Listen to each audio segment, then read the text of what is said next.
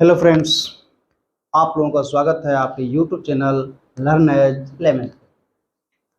मैं राजीव कुमार आज आपको डिटर्मिनेंट टॉपिक के सबसे लास्ट टॉपिक जिसमें application of determinant and matrix दोनों का यूज है, मैट्रिक्स का भी और डिटर्मिनेंट का भी, उसके बारे में हम लीनियर इक्वेशन का थोड़ा डिटेल से जानेंगे।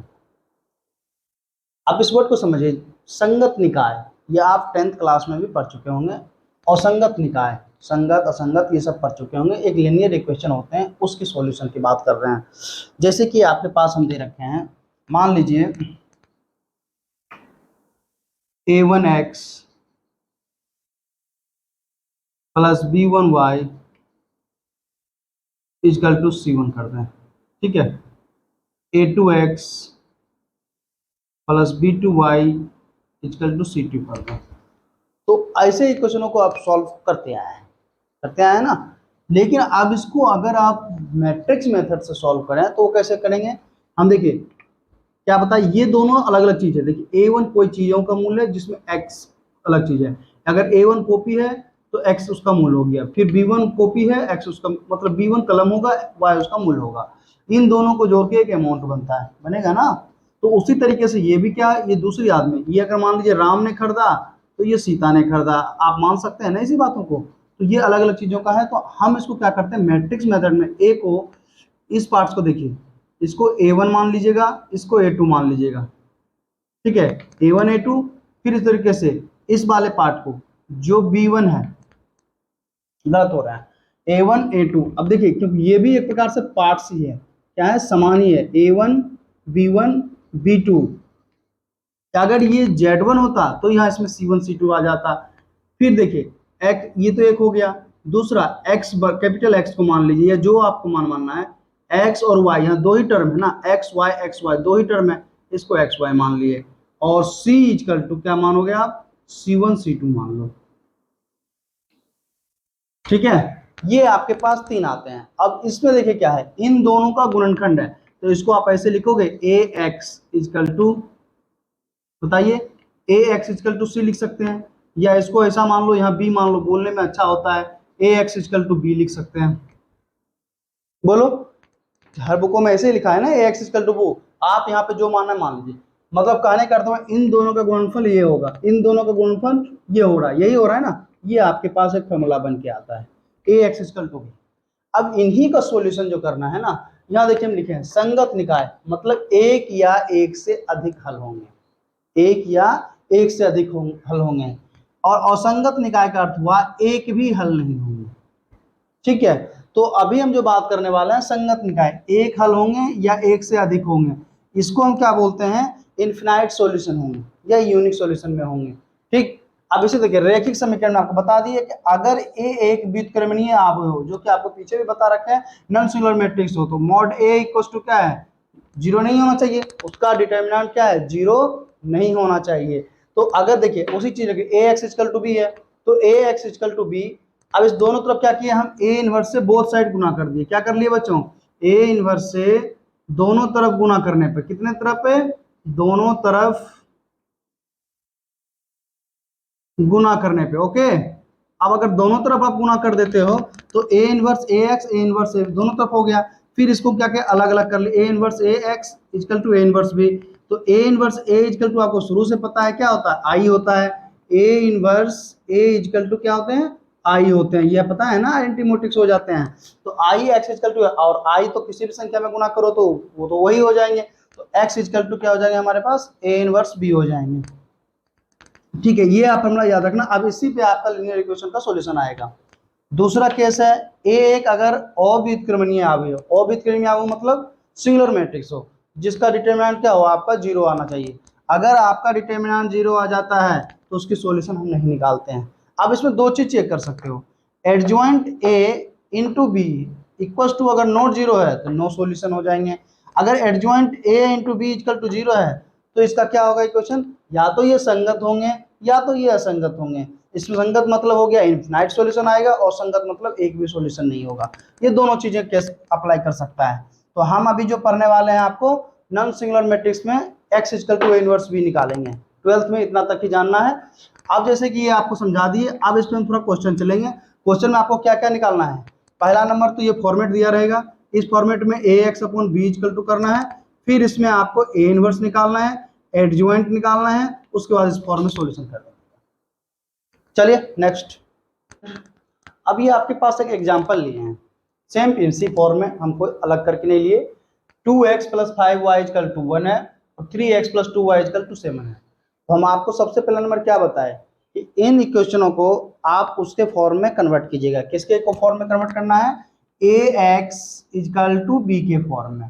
तो a बराबर आपको क्या आ रहा है, यहाँ जरा बता दीजिए हमें। a बराबर आ रहे हैं 2 3, फिर y का फॉर्मेट लिखिए 5 और 2, मतलब जो भी इसमें x का कोफिशिएंट हुआ और y का जो कोफिशिएंट हुआ वो दोनों इसमें लिखा गया। x coefficient 2 3, y coefficient 5 2। फिर इसी तरह से x का क्या आ जाएंगे बताइए, पहले अलग अलग लिख लेते हैं। 2 3 x का क्या आ जाएगा, x y आ जाएंगे, और फिर इसी तरीके से b का क्या फॉर्मेट आ जा रहा है, 1 जो गुणनफल होके आए वो आ जा रहा है, यही है ना। अब इसको अगर हम इस रूप में लिखते हैं ax इक्वल टू b में, तो ये सारे निकल गए। अब हमें चेक क्या करना है, ax इक्वल टू b में आ जाना है, ये फॉर्मेट बन जा रहा है। ax इक्वल टू b में कोई दिक्कत नहीं है। अब हमें सबसे पहला चेक करना है कि ये सिंगुलर मैट्रिक्स है या नॉन सिंगुलर मैट्रिक्स है, ये आपको जांचना है। हमेशा याद रखिए स्टेप, ये तो पहला स्टेप हो गया। ये कौन सा स्टेप हो गया बच्चों, स्टेप फर्स्ट। अब स्टेप टू में आपको डिटर्मिनेंट चेक करना है, मॉड ए चेक करना है। तो 2 दूनी 4 माइनस 15, मतलब माइनस 11 आ रहा है, इक्वल टू नॉट जीरो। मतलब ये क्या है, सिंगुलर मैट्रिक्स है या नॉन सिंगुलर मैट्रिक्स है, नॉन सिंगुलर मैट्रिक्स है। अव्युत्क्रमणीय आव्यूह है, इसलिए इसका ए इनवर्स एग्जिस्ट करेगा। ठीक है, यहाँ पे क्या करेगा, ए इनवर्स एग्जिस्ट करेगा, एग्जिस्ट करेगा। ओके, ये अभी सॉल्यूशन आपको पहली क्लास में बता रखे हैं, इसे थोड़ा अच्छे से समझ जाइए। ए इनवर्स एग्जिस्ट करेगा। अब आपको ए इनवर्स निकालना है, तो ए इनवर्स निकालने के लिए आपको हम क्या फॉर्मूला बताए हुए हैं, एडजॉइंट ए अपॉन मॉड ए, यही बताए हुए हैं ना। तो वो ये चीजें यहाँ आपको निकालने हैं। तो अब सबसे पहला नंबर देखिए, ए इनवर्स निकालने के लिए एडजॉइंट ए अपॉन मॉड ए निकालना जरूरी है। अब एडजॉइंट ए चाहिए आपको, एडजॉइंट ए तो नहीं निकाले हैं, तो इसका एडजॉइंट निकालने के लिए देखिए, एडजॉइंट ए निकालने के लिए, क्या निकालने के लिए बच्चों, एडजॉइंट ए निकालने के लिए आपको हम बता रखे हैं, क्या बता रखे हैं, इन दोनों में साइन चेंज होंगे, इन दोनों में प्लेस चेंज होंगे। तो प्लेस चेंज कर लिए, 2 माइनस 5 माइनस 3 माइनस 2 प्लस 2 हो गया। ठीक है, यही रहेंगे, एडजॉइंट ऑफ ए यही आ जाएगा ना, इसमें कोई चेंज नहीं होंगे। अब ए इनवर्स निकालना है, तो ए इनवर्स यहां से आराम से निकल जाएगा। मॉड कितना है, 1 अपॉन माइनस 11, 2 माइनस 5 माइनस 3 2, यही है ना एडजॉइंट ऑफ ए, बताइए। अब इसकी सॉल्यूशन कर लीजिएगा, इसका सॉल्यूशन आ जाएगा माइनस 2 अपॉन 11, 5 अपॉन 11, 3 अपॉन 11 और माइनस 2 अपॉन 11, बताइए यही आएगा। ठीक है, अब यहां के बाद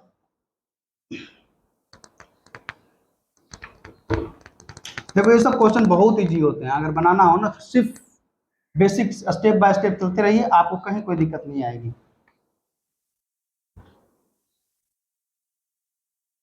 अब हमें क्या करना है कि इस इक्वेशन में से आपको x और y का वैल्यू निकालना है, ये है ही इसमें से x, आपके पास इनवर्स भी आ गए। अब इसमें से x और y की वैल्यू निकाल के आपको बतानी है कि कितने आने हैं।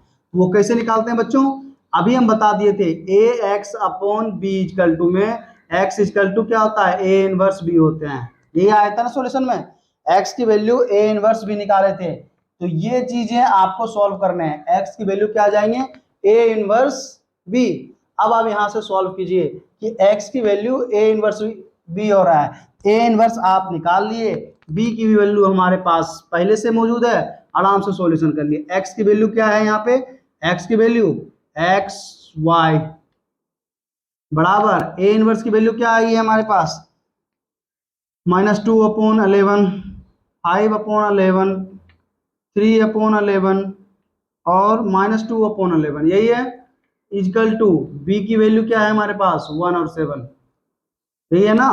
इन दोनों को आप गुणा कर लीजिए, इन दोनों को आप गुणा कर लीजिएगा, तो ज़्यादा इसी रूप से तुरंत गुना हो जाना है। तो इसको दोनों को जब गुना करते हैं तो आपको आराम से इसका सॉल्यूशन आ जाएगा। अभी हम एक काम कर देते हैं, गुना करने के लिए 11 को बाहर रख लेते हैं। -1/11 क्या होगा, गुना करना आपको इजीली हो जाएगा। तो इस 11 को हम बाहर रख लेते हैं, यहाँ पर क्या हो जाएंगे, ये 2 हो जाएंगे, यहाँ पर भी -5 हो जाएंगे। देखिए हम बाद में गुना कर लेंगे क्योंकि आसान हो जाता है। ये -3 ये क्या हो जाएंगे बच्चों, -2 की जगह। ठीक है, अब इसको दोनों को गुना कीजिए तो x y -1/11 बाद में गुना कर लेंगे।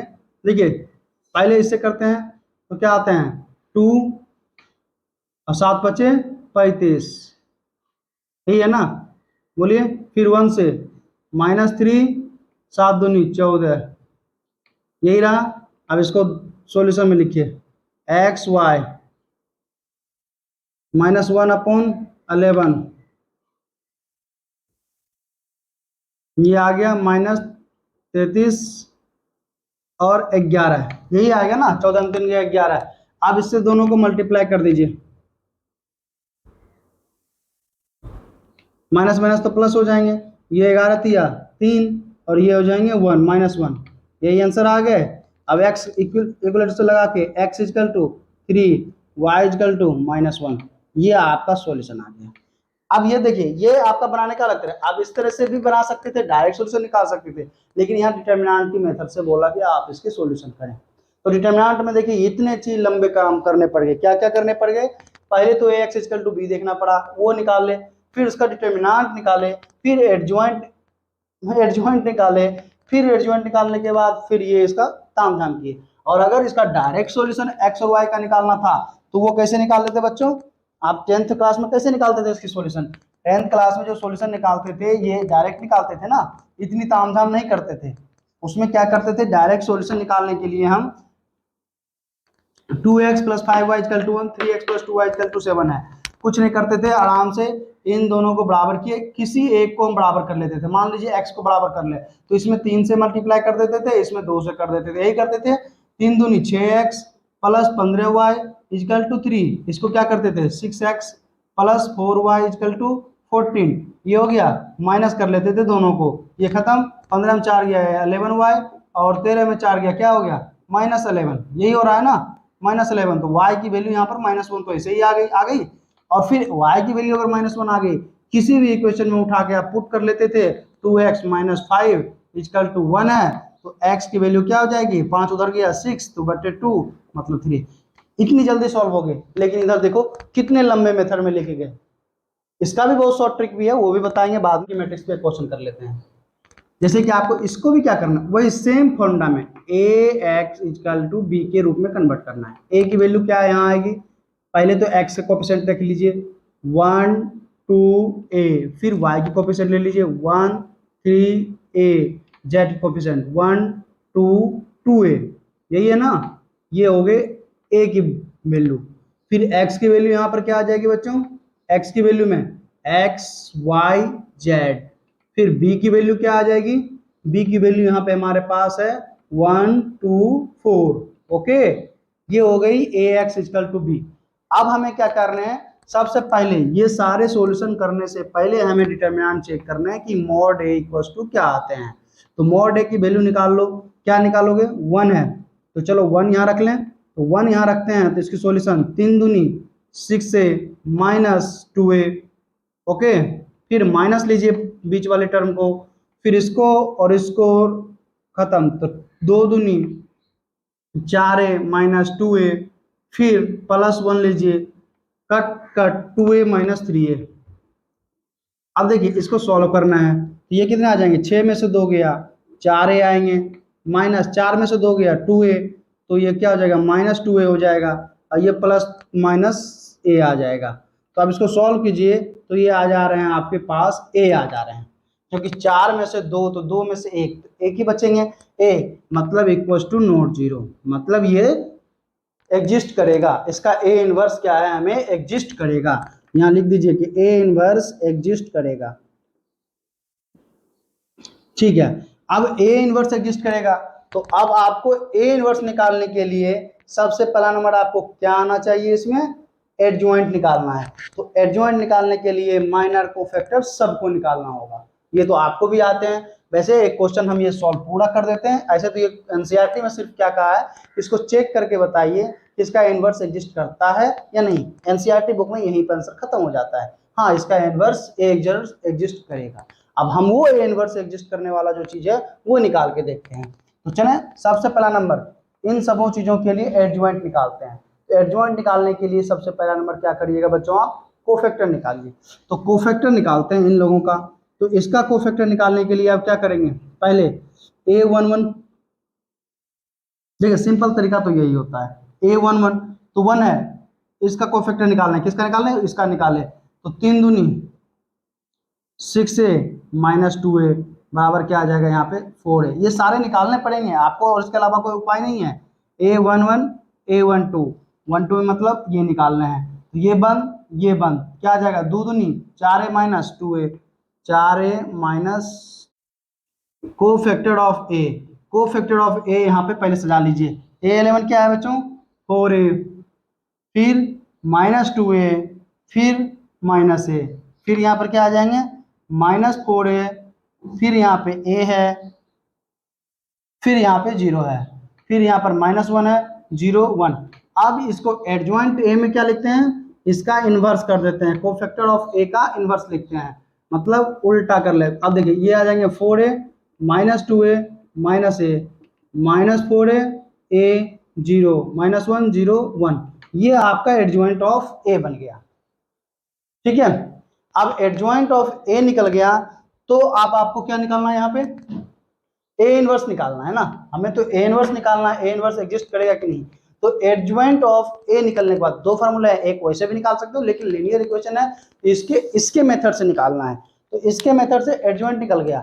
अब हमें निकालना है, यहाँ फार्मूला आपका कहता है कि x equal to A inverse B, x equal to A inverse B। तो यहाँ से x भी, पहले तो आप A इनवर्स निकालिएगा। A इनवर्स का फार्मूला होता है adjoint A upon mod A, यही होता है ना, adjoint A upon mod A। तो एडजॉइंट क्या हो गया, ये हो गया। मॉड A की वैल्यू कितनी है हमारे पास, A है। मॉड A की वैल्यू क्या है, A है। देख लीजिए मॉड A की वैल्यू कितनी आई है, A आई है ना।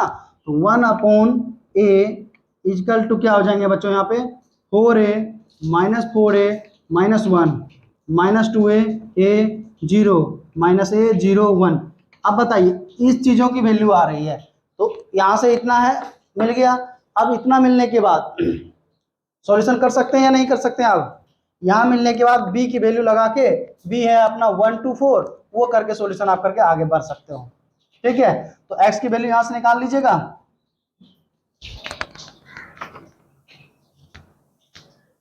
इसलिए बोर्ड पे ये सब क्वेश्चन कराना संभव नहीं, क्योंकि आप इसका तरीके जान जाइए।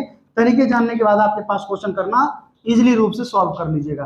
देखिए अब क्या है आपके पास x के ax equal to b formula तो यही कर रहा है ना। आप x equal to a inverse b का फार्मूला यहाँ लगाइए। ठीक है, x की वैल्यू क्या है यहाँ पे x y z। ओके, ये ऐसे ही रहेंगे। a इनवर्स आपके पास आ चुके हैं 1 अपॉन a 4A। a से इसमें मल्टीप्लाई कर दो तो एक जगह ही पे रहेगा ना, ज्यादा नहीं तो फिर बटा में आएगा ना। चलो ठीक है, अलग ही रखो, बाद में मल्टीप्लाई करना वो ज्यादा गंदा हो जाता है। बटा वाला ज्यादा कैलकुलेशन करना दिक्कत हो जाएगा। Minus 2A A 0 minus A 0 1 into B का है ना, B है आपका 1 2 4। अब बताइए इन तीनों का गुना इसमें हो जाएंगे अपना इजी रूप से कि नहीं हो जाएंगे, आपसे आराम से कर लीजिएगा। देखिए कितना आसान से है। 1 अपॉन A, पहले 4A हो जाएंगे, माइनस 8A हो जाएंगे, फिर माइनस 4 हो जाएंगे बच्चों, इजी है।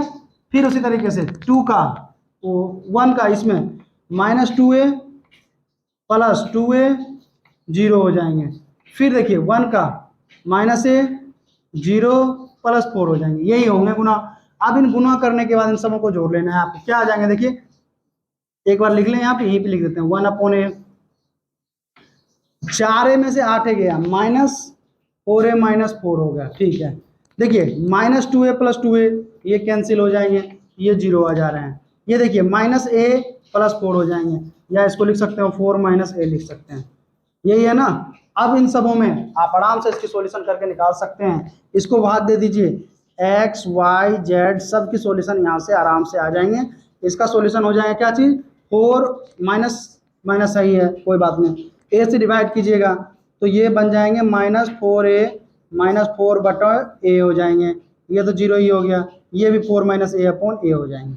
ये आपके पास निकल के आया। अब यहाँ से एक्स वाई जेड, वाई की वैल्यू तो हमें पता चल गई जीरो होगी, एक्स की वैल्यू अपने निकालनी है।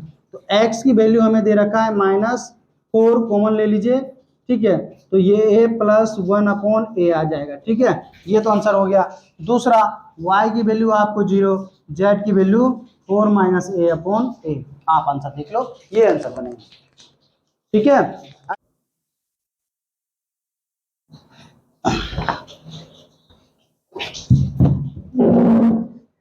एक क्वेश्चन लिख रखा है कि 4 kg प्याज, क्या लिखा बच्चों, प्याज कितना लिखा है 4 kg, गेहूं कितना दे दिया है 3 kg, ठीक है, 4 kg प्याज 3 kg गेहूं, और चावल कितना ले लिया है 2 kg, ऐसे देखिए दे रखा है 4 kg प्याज 3 kg गेहूं 2 kg चावल का मूल्य 60 रुपया है। क्या है इसका मूल्य, टोटल का मूल्य ले लिया 60 रुपया है, ओके। उसी तरीके से नेक्स्ट फिर लिखा कि 2 kg प्याज, देखिए क्वेश्चन बनाने के लिए 2 kg प्याज है, 4 kg गेहूं है और 6 kg चावल है, इन सबों का मूल्य आपको दे दिया 90 रुपया, ठीक है। फिर उसी तरह से नेक्स्ट लिखा 6 kg प्याज है, 2 kg गेहूं और 3 kg चावल का मूल्य 120 रुपया दे दिया, नहीं 70 रुपया दे दिया, ठीक है, जो भी दिया आप देख लेना, 70 रुपया दिया है, ठीक है। आप भी वीडियो के प्रत्येक करके प्रत्येक मूल्य का केजी में ज्ञात कीजिए। आप देखिए निकालना आसान है, इसको मान लीजिए आप x, इसको मान लीजिए y, इसको मान लीजिए z, इसको तो आपको पता ही है क्या मानना है, तो आपका यहाँ पर फॉर्मूला क्या बन के आ जाएंगे, ax = b के लिए फॉर्मूला निकालिएगा, तो 4 2 6 3 4 2 2 6 3, ये बन गए इक्वल टू यहाँ ax, x की वैल्यू क्या आ जाएगी, प्याज गेहूं चावल, एक्स वाई जेड बन जाएगी। बी की वैल्यू यहाँ पे आपके पास क्या है 60 है, 90 है, 70 है।